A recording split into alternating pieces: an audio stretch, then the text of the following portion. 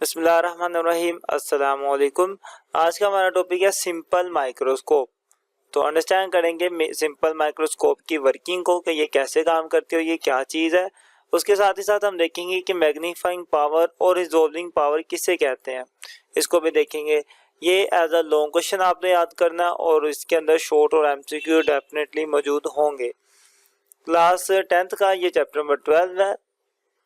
अगर आप इसके अलावा और भी किसी टॉपिक पे वीडियो लेना चाहते हैं तो सिंपल यूट्यूब के सर्च बार पर अपने वीडियो का नाम और चैनल का नाम लिख के सर्च करेंगे तो इंशाल्लाह आपको हमारी वो भी वीडियो मिल जाएगी। स्टार्ट करते हैं अपने लेक्चर को। Simple microscope. तो बेसिकली सिंपल माइक्रोस्कोप कोई ज़्यादा रॉकेट साइंस नहीं है। आपके पास जो कन्वेक्स लेंस होता है ना, उसी को ही सिंपल माइक्रोस्कोप कहते हैं। कन्वेक्स लेंस जो आपने कहीं ना कहीं अपनी ज़िंदगी में चाहे टीवी में या कहीं पर ये चीज़ देखी होगी। इस तरीके का एक हैंड लेंस होता है, इसके आगे क्या लेंस, कौन सा लेंस लगा होता है, ये कन्वेक्स लेंस लगा होता है। ठीक है, तो इसी को बेसिकली हम क्या कहते हैं, सिंपल माइक्रोस्कोप कहते हैं। इसकी डेफिनेशन भी यही है। A magnifying glass is a convex lens which is used to produce magnified image of small object।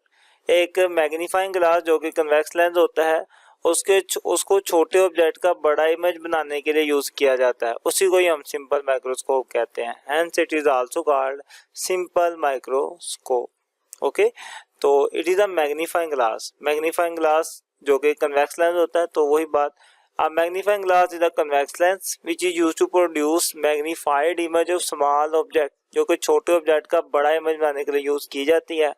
Hence it is also called simple microscope, इसलिए इसको सिंपल माइक्रोस्कोप कहते हैं। तो उम्मीद करता हूँ कि आपको इसकी डेफिनेशन क्लियर होगी। अब इसकी वर्किंग के ऊपर आते हैं कि देखते हैं कि बेसिकली ये जो सिंपल माइक्रोस्कोप है ये वर्क कैसे करती है। तो आपके पास ये आपकी आइज है और इसके सामने ये कोई ऑब्जेक्ट मौजूद है। तो आप जब इस ऑब्जेक्ट को देख रहे हैं, इसका बड़ा क्लियर इमेज आपकी आंख में बन रहा है। ठीक है, इस ऑब्जेक्ट से रेज आ रही हैं और एग्जैक्टली आपकी आंख के साथ मिल रही हैं। तो ये जो एंगल बना, इस एंगल को हम कह देते हैं, ये एंगल है हमारा थीटा।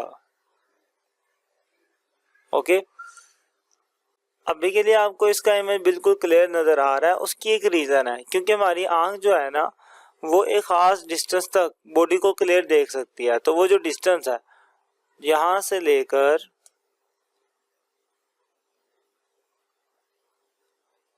यहां तक, जो टोटल डिस्टेंस है ना आपकी आंख से, ये डिस्टेंस है 25 सेंटीमीटर का।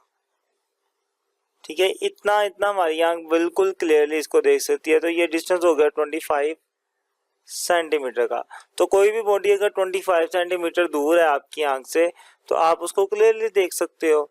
लेकिन मैं क्या करता हूँ, मैं इस बॉडी को आंख के बिल्कुल करीब ले आता हूँ, मैं और करीब ले आता हूँ। इस तरीके से मैं इस बॉडी को आंख के करीब ले आऊंगा। तो क्या अब भी मुझे इसकी इमेज क्लियर नजर आएगी? बिल्कुल नहीं, मुझे अब इसकी इमेज क्लियर नजर नहीं आएगी। ठीक है, जब ये मेरी बॉडी बिल्कुल आंख के करीब आ जाएगी तो मुझे इसका इमेज क्लियर नजर नहीं आएगा, क्योंकि मेरी आंख देखी 25 सेंटीमीटर तक ठीक सकती है, इससे आगे नहीं ठीक देख सकती।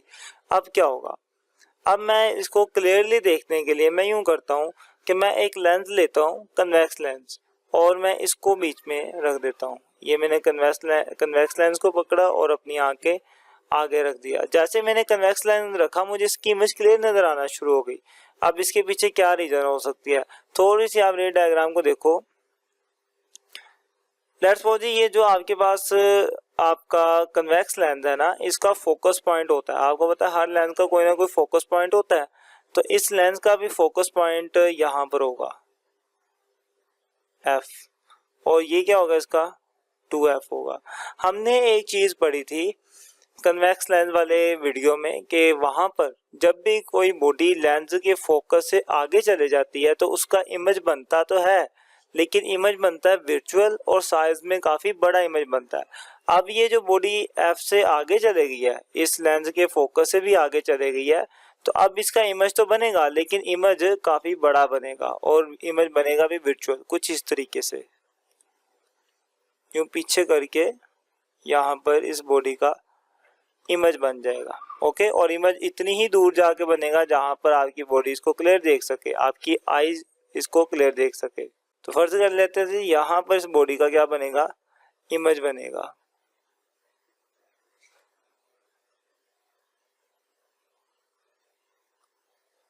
ओके तो आप देख सकते हैं कि मेरी बॉडी जो पहले आंख के बिल्कुल करीब आ गई थी उसका इमेज ठीक नहीं बन रहा था, मैंने बीच में रख दिया कन्वेक्स लेंस। अब कन्वेक्स लेंस ने क्या किया कि उस बॉडी का इमेज उठाकर कितनी दूर बना दिया, इतनी दूर बना दिया जहां पर मैं उसको क्लियरली देख सकता हूं, और इमेज साइज में भी क्या बना, बड़ा बना और सीधा बना। तो इसलिए मेरी आंख अब इसको देख पाएगी, लेकिन इसको नहीं बेसिकली मेरी अब आंख देखेगी। पहले भी नहीं थी मेरी आंख को ये नजर आ रहा, अभी भी ये नजर नहीं आएगा, बल्कि इसकी बजाय क्या नजर आएगा, इसका इमेज नजर आएगा, और जो कि काफी बड़ा होगा। तो मुझे जो बॉडी मेरी आंख के करीब होगी अब वो बड़ी बड़ी नजर आएगी इस लेंस की वजह से। तो ये जो चीज होती है जिसकी वजह से आपकी इमेज मैग्नीफाई होगी, बड़ी होगी, वो था आपका ये लेंस। इसलिए इस लेंस को हम सिंपल माइक्रोस्कोप भी कहते हैं या फिर मैग्नीफाइंग लेंस भी कहते हैं, क्योंकि इसने आपकी इमेज को मैग्नीफाई कर दिया। अब ये जो नई इमेज बनी है इसका जो एंगल है ना, इसके एंगल को हम क्या देते हैं, थीटा डैश।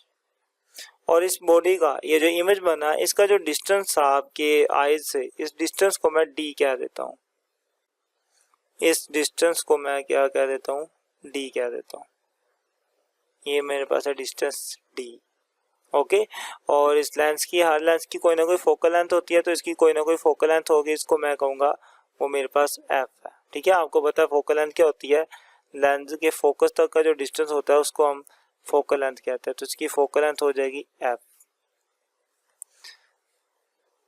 तो इस तरीके से आपका ये जो लेंस है ये काम करता है। मैं उम्मीद करता हूँ कि आपको मैग्नीफाइंग लेंस के जो वर्किंग का तरीका है ना वो समझ आया होगा।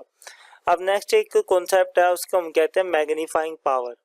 मैग्नीफाइंग पावर का ये मतलब होता है कि आपका लेंस जो इमेज बना रहा है वो ऑब्जेक्ट के मुकाबले में कितना बड़ा बना रहा है। अगर ऑब्जेक्ट छोटा है उसका इमेज काफी बड़ा बन गया, तो मतलब कि उस लेंस की जो मैग्नीफाइंग पावर है वो क्या है, ज्यादा है। अगर कोई लेंस ऑब्जेक्ट का जो साइज इमेज बना रहा है वो इमेज ज्यादा बड़ा नहीं बना रहा, तो उसकी मैग्नीफाइंग पावर कम होगी। तो सिंपल इज दैट कि मैग्नीफाइंग पावर का मतलब है कि कोई लेंस बॉडी का जो इमेज है वो कितना बड़ा करके बना सकता है। जो ज्यादा बड़ा इमेज बना सकता है हम कहते हैं उसकी मैग्नीफाइंग पावर भी ज्यादा है। अब इसी चीज को कुछ डेफिनेशन में बात करी जाए तो कुछ इस तरीके से लिखा जाता है। मैथमेटिकल तौर पर पहले देखते हैं कि मैथमेटिकल कैसे मैग्नीफाइंग पावर को लिखा जाता है। मैथमेटिकली इसको यूं लिखा जाता है, फाइंड किया जाता है कि जितनी आपके इमेज की हाइट है आप उसको डिवाइड कर दो जितनी आपके ऑब्जेक्ट की हाइट थी। ठीक है, इमेज की हाइट मतलब ये वाली हाइट, आप इसको डिवाइड कर दो किसके साथ, जितनी आपके ऑब्जेक्ट की हाइट थी। तो आपको ये बता देगा कि आपकी इस लेंस की मैग्नीफाइंग पावर कितनी है। इसी चीज को हमने मैग्नीफाइंग पावर को मैथमेटिकल में लिख दिया, और इसी को ही हमने अगर वर्डिंग में लिखा तो वो मैग्नीफाइंग पावर की डेफिनेशन बन गई। देखिए वर्डिंग में भी वही बात है जो मैंने मैथमेटिकल लिखा, the ratio of the image height to the object height. ठीक है, कि इमेज हाइट की और ऑब्जेक्ट हाइट की ये जो रेशियो है ना, इसी को ही हम कहते हैं मैग्नीफाइंग पावर। अब मैग्नीफाइंग पावर की हमारे पास दो और फॉर्मूले भी हैं। सिंपल माइक्रोस्कोप की मैग्नीफाइंग पावर फाइंड करने के दो और फॉर्मूले भी हैं। एक तो ये है, एक और है। एक और फॉर्मूला ये है, m is equal to theta dash over theta. ये भी फॉर्मूला। अब आपको पता है कि थीटा डैश और थीटा क्या होता है। देखें जो आपकी इमेज का एंगल बना ना उसको हम कहते थे थीटा डैश, और जो आपके ऑब्जेक्ट का एंगल बनता था उसे हम कहते थे थीटा। ठीक है, तो ऑब्जेक्ट का जो एंगल है उसको डिवाइड कर दो और जो आपकी इमेज का एंगल है थीटा डैश, उन दोनों की रेशियो लेते हैं, तब भी हमारे पास क्या आ जाती है, मैग्नीफाइंग पावर आ जाती है। इसके अलावा एक और फॉर्मूला हमारे पास इसकी मैग्निफिकेशन फाइंड करने का,